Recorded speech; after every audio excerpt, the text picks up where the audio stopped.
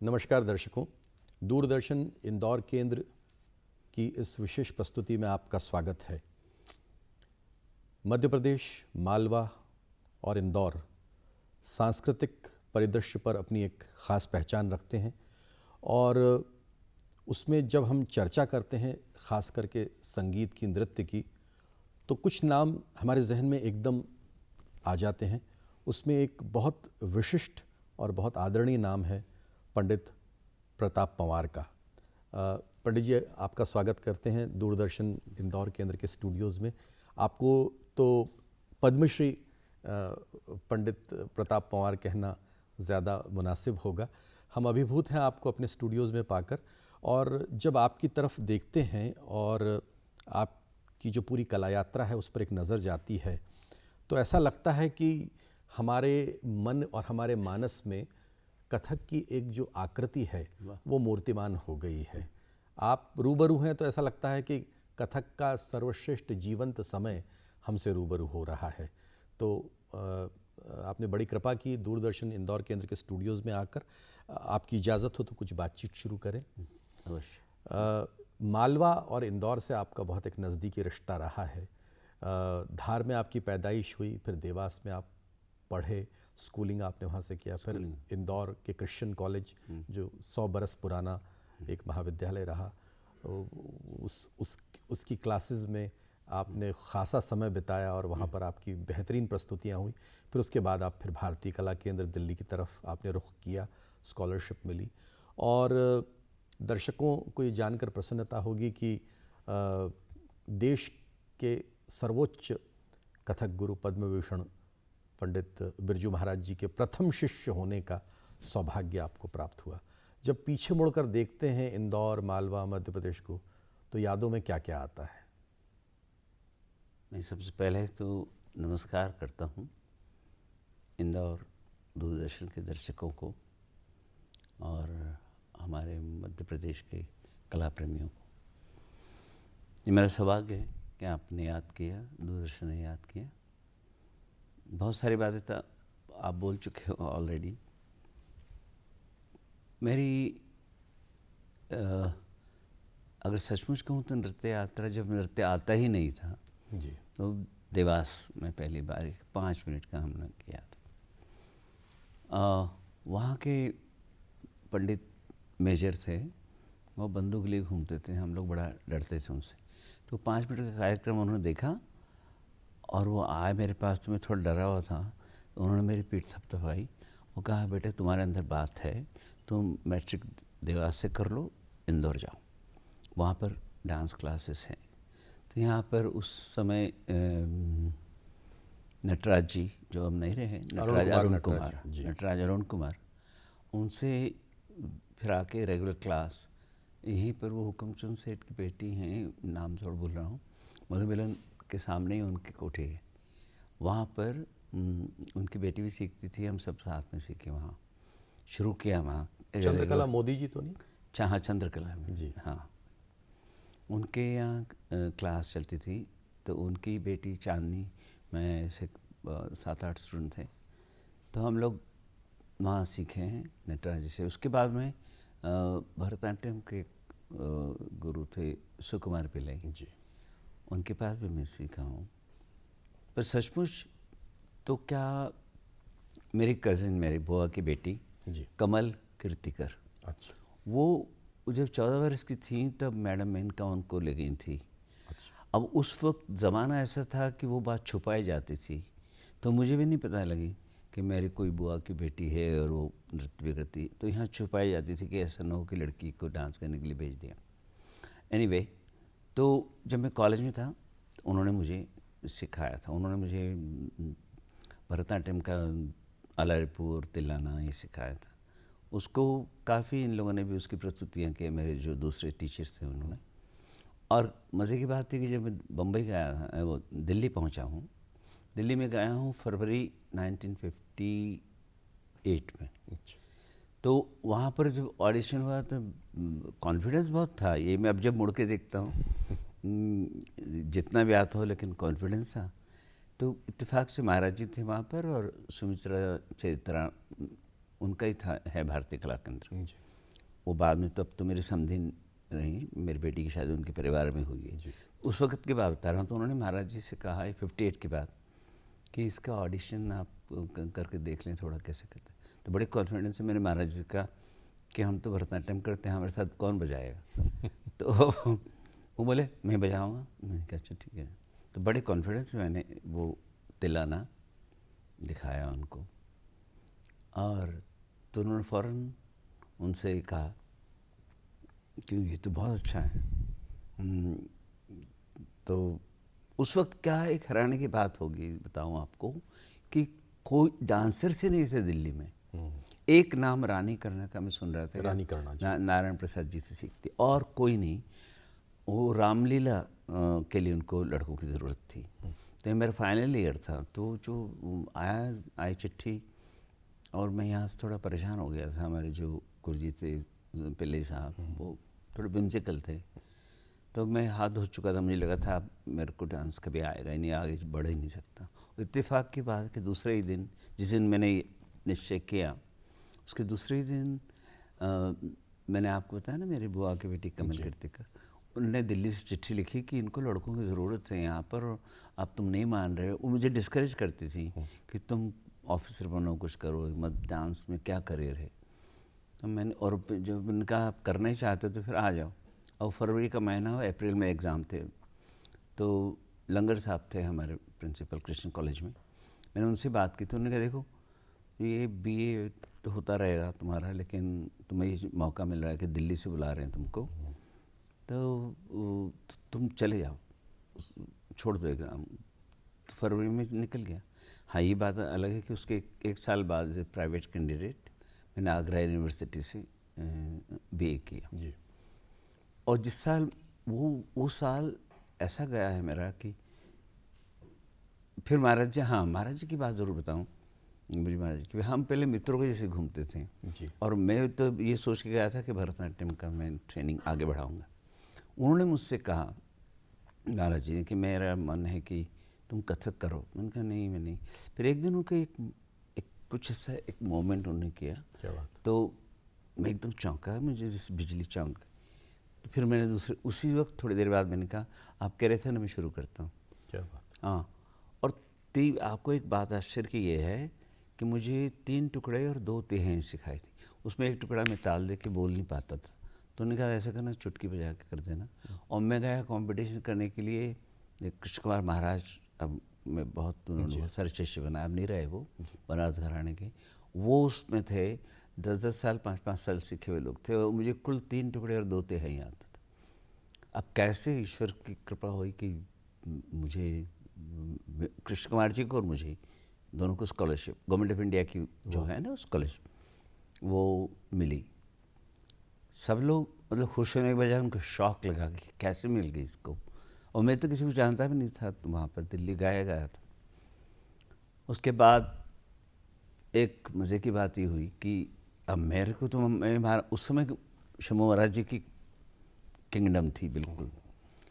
महाराज जी बच्चों को सिखाते थे, मुझे महाराज जी, उनके भी मन में था कि कोई ऐसा मिले मेहनती और वो कि, तो उनके दिल में भी वो फायर था। मिनिस्टर ने मना कर दिया कि नहीं वो तो इतने यंग हैं, वो नहीं सिखा पाएंगे स्कॉलरशिप होल्डर को। मुझसे पूछा गया, मैं किसी को जानता नहीं था। मोहन राव कल्याणपुरकर एक बहुत बड़ा नाम है कथक वालों, कथक के इतिहास में, अब नहीं रहे वो। सिर्फ मराठी भाषी होने की वजह से मुझे उनसे मैंने मराठी में कहा कि देखिए आप जाके मिनिस्टर से बात कर लीजिए, अगर वो मुझे नहीं महाराज जी के पास सीखने देना चाहते हैं तो फिर वो अपनी स्कॉलरशिप वापस ले ले, मुझे कथक सीखना ही नहीं, मैं भरतनाट्यम नहीं सीखूँगा। अब ये वो बोले क्या बोल रहे हो, तुम्हें तो स्कॉलरशिप मिल गई, ये तो बहुत बड़ी बात है, वो इतना सा तो कथक आता है, उस पर मिल गई। मैंने कहा नहीं, उनके पास है। बोले बड़े महाराज जी। मैंने कहा उनके लिए बहुत आदर है मुझे, शिव महाराज जी के लिए, जिनने मुझे कथक की तरफ इंस्पायर किया, जी जी उनसे मेरा सीखा। अब वो और मैं ऐसे बैठे हुए दोनों, इंतज़ार के लिए क्या जवाब आता है। अब मिनिस्ट्री में सारी बात हुई कि देखिए अभी अड़ा हुआ ही है, उनसे सीखने तो वापस तो आएगा नहीं, अगर नहीं अच्छा सिखाया उन्होंने, ये शिकायत नहीं कर सकता। और महाराज जी का भी टेस्ट हो जाएगा कि एक स्कॉलरशिप होल्डर को सिखाते हैं कि नहीं। तो क्या हुआ, फिर शुरू हुआ। अब शुरू हुआ नहीं, मैंने ये कहा उनसे कि महाराज जी मेरे मन में है, हम दोनों बहुत खुश हो गए वाकई कहा। मैंने उनसे कहा मेरे मन में है कि आप मुझे गंडा बांध के शुरू करें। तो वो बोले मेरे मन में की बात तुमको कैसे पता लगी, मेरे दिल में भी यही था।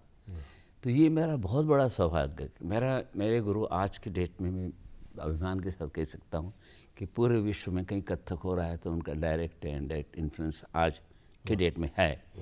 उस वक़्त ये हालत थी, कितना बड़ा कॉन्ट्रास्ट है। पंडित जी, आपसे बात जब हम कर रहे हैं तो जैसा मैंने अपनी इस बातचीत की भूमिका में कहा कि जी।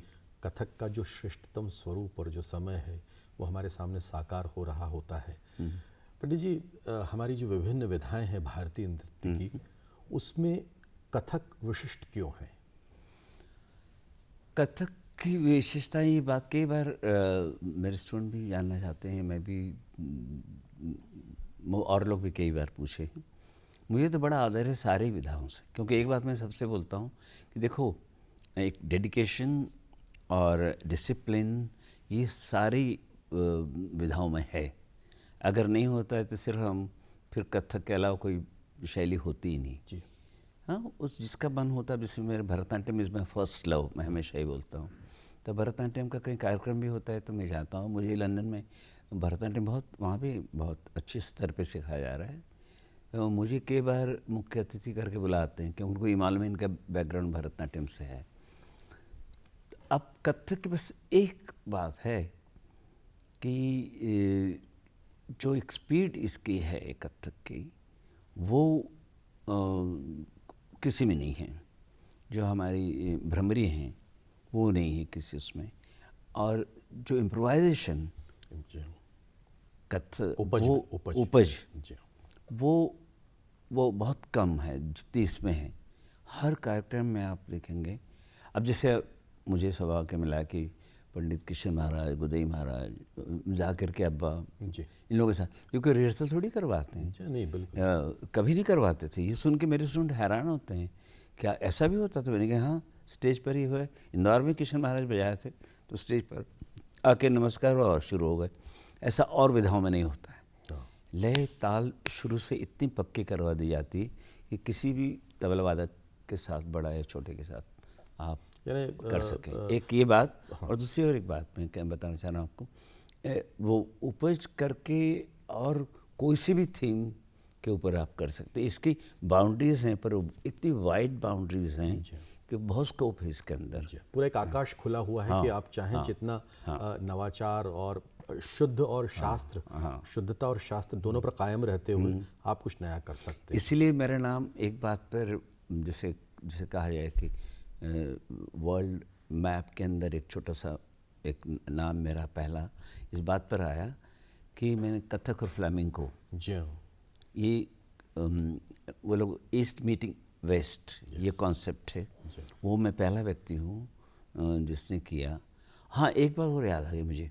यहाँ पर रहते हुए, ये 69 के आसपास की बात है, बम्बई में नहीं, मैंने पहले क्या किया कि मैंने सोचा कि क्यों नहीं, सब उस वक्त इतने स्ट्रिक्ट थे कि भरतनाट्यम, ओडिसी सब अलग अलग। तो मैंने कहा क्यों नहीं साथ हो सकते हैं, कुछ तो है ही कॉमन। तो मैंने पहली बार ये हुआ भारत में कि ओडिसी और कथक के साथ हमें मिला।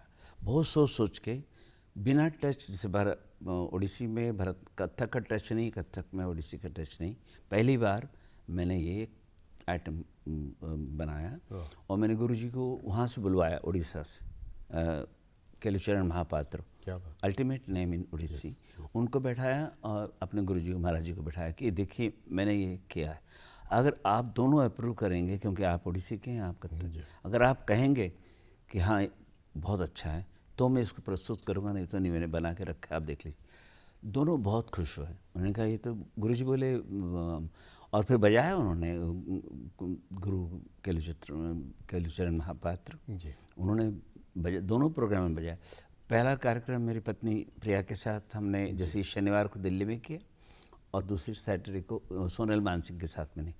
तो सोनल मानसिंह का और मेरे जब बम्बई में हुआ, तो सारा एंड में स्टैंडिंग ओवेशन जिसे कहते हैं सारे दर्शकों ने। और तभी से वहाँ ब्रजनारायण जी थे, उन्होंने शुरू कर दी जुगलबंदी। तो ये यहाँ भी कॉम्बिनेशन मैंने पहली बार किया है। और फिर बाहर ही कथक फ्लेमिंको पहला था। गायना ट्रिनिदाद में भारत सरकार ने मुझे भेजा हुआ था, 8 साल वहाँ रहा हूँ। वहाँ मैंने अफ्रो कैरेबियन ड्रमर्स के साथ, उन लोगों के साथ कॉम्बिनेशन किया था। पर जिससे ज़्यादा नाम हुआ वो यहाँ पर लंदन में जो मैंने कथक फ्लेमिंको किया, CNN वालों ने एक 5 मिनट का ऐसा इंटरव्यू, 2 मिनट की बातचीत और 3 मिनट का एक पीस, वो CNN का अमेरिका वालों ने हर घंटे में ऐसे न्यूज़ कि एक चमत्कार हुआ है डांस फील्ड में, कि इस व्यक्ति ने यहाँ लंदन में किया। लंदन आए थे। पंडित जी, कथक की जो हम बात करते हैं जी, तो एक बड़ी खूबसूरत चीज़ उसमें नज़र आती है कि एक तरफ आप देखें तो उसमें भक्ति भी है, हाँ, दूसरी तरफ देखें तो उसमें श्रृंगार भी है, और हमारे साहित्य में, कवित्व में जैसे सारे रसों की बात कही गई है कि सारे रस उसमें समाहित हों तब एक पूरी गीति धारा, एक कविता बनती है। कथक उसको बहुत ही खूबसूरती से अभिव्यक्त करता है। तो ये बताइए कि बंदिशों का एक बड़ा महत्वपूर्ण एक स्थान रहा है कथक नृत्य शैली में। बिंदादीन महाराज से लेकर पूरी एक नृत्य परंपरा जो है, कितना ऐड करती है अच्छी रचना कथक प्रस्तुति को, क्योंकि आपके एक्सप्रेशंस में, आपके भावों में, आपके आंगिक अभिनय में सभी तरह से वो शब्द साकार होते प्रतीत होते हैं। उस दिन आपने देखा ना, इस कार्यक्रम मेरा अभी थोड़े दिन पहले इंदौर में हुआ था, देवास में मैंने किया है, दिल्ली में थे। 3 कार्यक्रम अपने शिष्यों के साथ मैंने यहाँ किए। उसमें मैंने एक गज़ल की थी, हाँ, बहादुर शाह जफर की। तो वो अपने आप में रचना इतनी सुंदर है। और वो हमारे कंपोज़र है पंडित विश्व प्रकाश, लंदन में गए, 25 साल से मेरे साथ में हैं। वो बहुत बढ़िया कंपोज करते हैं। तो आपने सुना होगा वो कितनी अच्छी तरह राग दरबारी में उन्होंने किया था। वो लगता नहीं है जी, वाह, उजड़े दायर में क्या देखा था आपने? उसमें मेरा आंसू टपक रहा था। बिल्कुल। वो कई जगह हुआ है। अभी 3 नवंबर को इंग्लैंड में एक जगह पर था, सारे अंग्रेज़ बैठे थे, उनमें से एक ने भी कभी इंडियन डांस नहीं देखा था। तो एक इंडियन बैठे थे, बस सरदार जी, वो बाकी सब, वो तलवादक थे इसलिए वो आ गए थे, बाकी सारे अंग्रेज़। मैंने वहाँ पर तो वो ये सोच के आया था कि थोड़ा सा हम भी ऐसा होगा कि हम भी थोड़ा सा कर सकेंगे अपने। तो शुरू में तो वो लोग इसलिए प्रभावित हुए कि वो जो तबले के साथ जो तेज़ तैयारी सब वो देख के, उसके जब मैंने ये गज़ल मैंने वहाँ भी की जी, तो एक बहुत बड़ा कॉम्प्लीमेंट में। उसके बाद तो सबने घेर लिया, कहा बोले वो आपने तैयारी की थी वो सब तो बिल्कुल हम सोच भी नहीं सकते थे। लेकिन हमने ये कभी नहीं सोचा था कि कोई डांसर हम लोग को रुला भी सकता है। वाह। हाँ, तो बोले आप जब किए हैं तो सारे आपका आंसू गिर रहा था, और जिससे आप कर रहे थे वो एक्सप्रेशन, हमारे भी आंसू आ गए थे। वहाँ के एक बहुत बड़े क्रिटिक हैं, उन्होंने वो एक जगह और मैंने किया था, उन्होंने लिखा था कि तो गज़ल ही प्रेजेंट जी, अगर ये इस गज़ल का के ज़फ़र के इस गज़ल के हम मतले को पकड़ें जी, तो हमारे दर्शकों के लिए उसको आप सिर्फ बोलते हुए कुछ, मैं चाहूँगा कि हमें कुछ भाव आपका देखने को मिले तो बड़ी कृपा होगी और बड़ा सौभाग्य होगा हमारा। उसका ऐसा था जी, कि जैसे कितना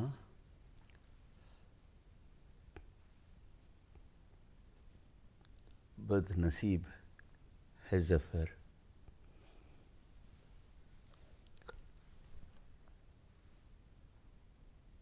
दफन के लिए 2 ज़मीं ना मिली, कुए यार 2 गज ज़मीं ना मिली, कुए मिली है खूब सजा, उनसे दिल लगाने। वाह,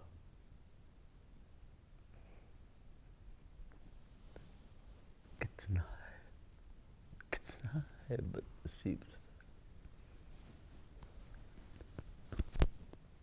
दफन के लिए 2 गज जमीन ना मिली।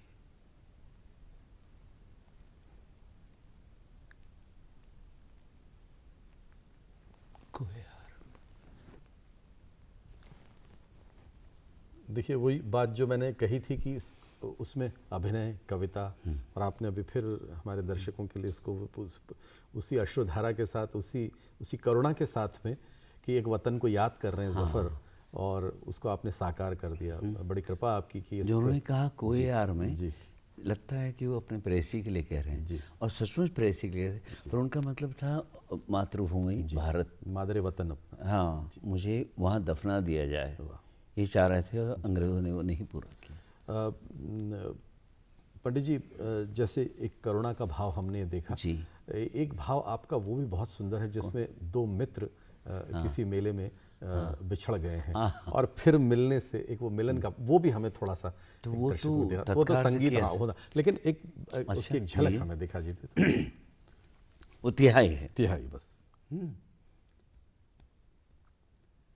1 2 4 5 7 1 2 3 4, हाँ 2 मित्र हैं, वो मेले में बिछुड़ गए, जी, अब वो ढूंढ रहे हैं, तो उस तिहाई को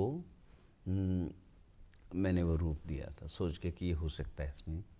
तो 1 2 4 5 7 1 2 3 4 5 6 7 1 2 3 4 5 6 7 1 1 2 4 5 7 1 2 4 5 6 7 1 2 3 4 5 6 7 1 1 2 4 5 7 1 2 3 4 5 6 7 1 2 3 4 5 6 7 1। क्या वो जब उसके साथ होता है तो पैरों के घुंघरू भी देते हैं।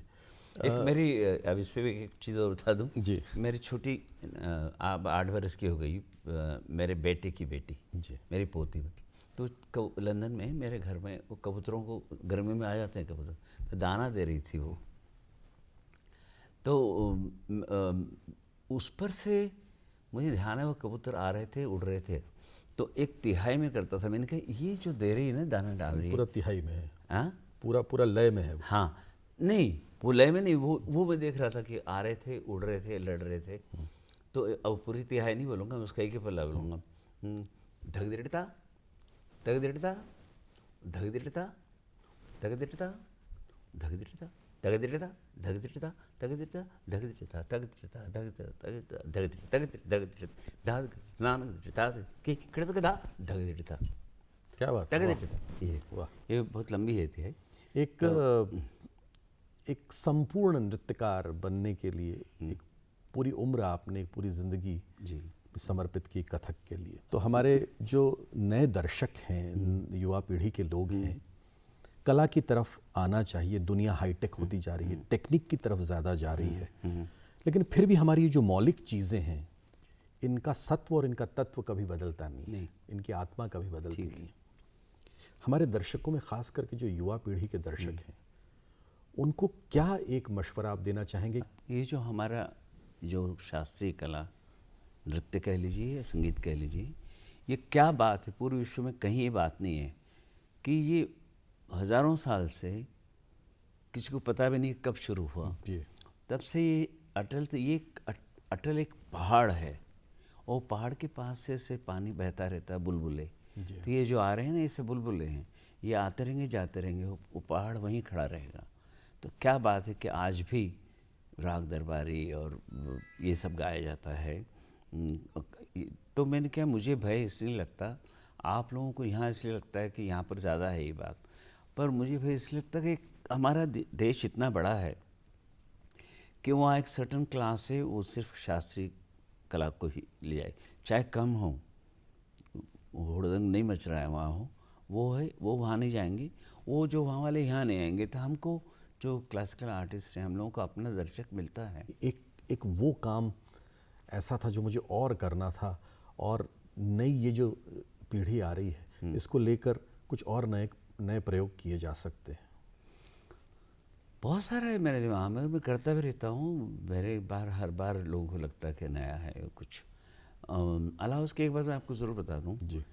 कि अब वहाँ पर हम लोगों को ज़्यादा रिस्पांस मिलता है बाहर, तो विदेशियों की तरफ से भी, और हमारे जो लोग गए हैं 3-3 पीढ़ी से बाहर, जी। तो उनके दिल में ये रहता है कि हमारे बच्चों को एक कल्चर का, हमारे ट्रेडिशन का, इसका, इसलिए वहाँ पर आपको विश्वास नहीं आएगा, इतने सुन के लोग हैरान होते कि इतने सारे स्टूडेंट्स हैं आपका। मेरे पास 80 के करीब हैं विदेश में?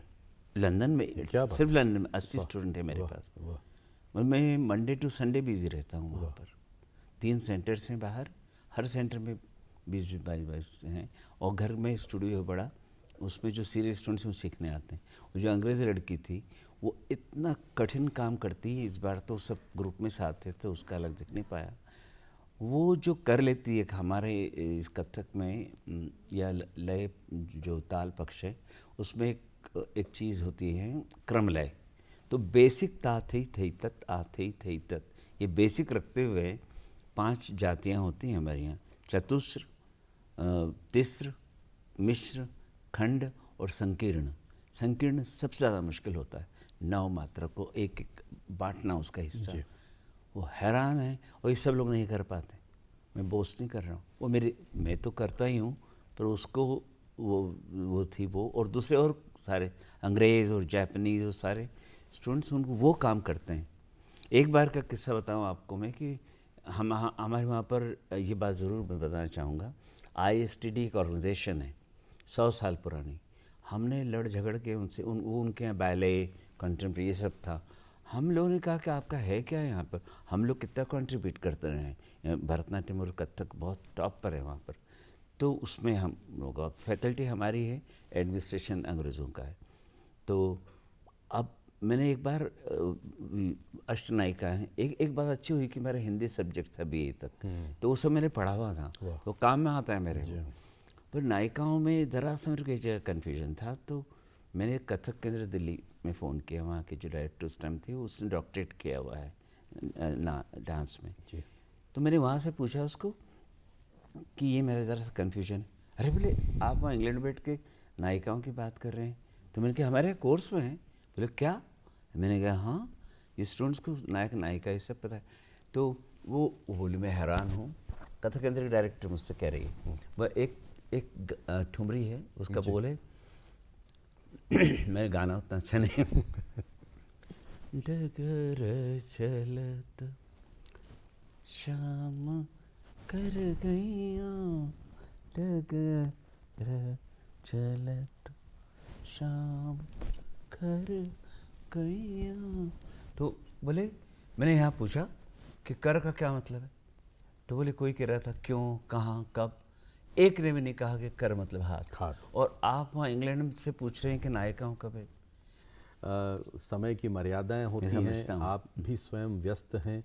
हम यही कला बिरादरी की ओर से प्रार्थना करते हैं। बस एक छोटी सी बात मैं कहना चाहता हूँ कि विश्व भर घूमता हूँ, पर मेरे मन की इच्छा ये है कि मैं अपने शिष्यों के साथ मध्य प्रदेश के छोटे बड़े सारे जगहों पर कुछ कार्यक्रम करूँ, कि आपकी कला यात्रा इसी तरह से जगमगाती रहे, और भारतीय संगीत की, भारतीय नृत्य की आपने जिस तरह से सेवा की है उसका मूल्यांकन हमेशा होता रहे, क्योंकि आप जैसे कलाकार तो हमेशा काम करते रहते हैं, कभी श्रेय की, सम्मान की उनकी परवाह नहीं करते।